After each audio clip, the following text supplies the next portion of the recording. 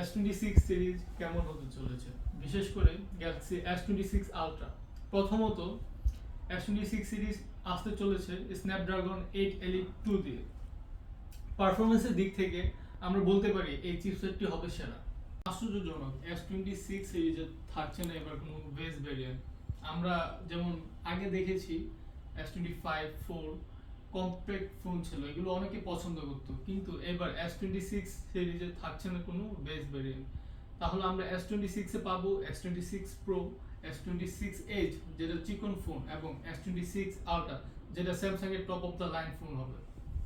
আজকাল দেখা যাচ্ছে চাইনিজ ফোন কোম্পানিগুলো তাদের ফোনে 7 থেকে 7,500 mAh এর ব্যাটারি দিচ্ছে, কিন্তু স্যামসাং এদিকে 5 থেকে 5,500 mAh এর ব্যাটারি দিতে পারে। S26 আলট্রায় এবার থাকবে না কোনো এস পেন। বিগত 2 বছর যাবত মনে হচ্ছিল এরকম কিছু একটা হবে।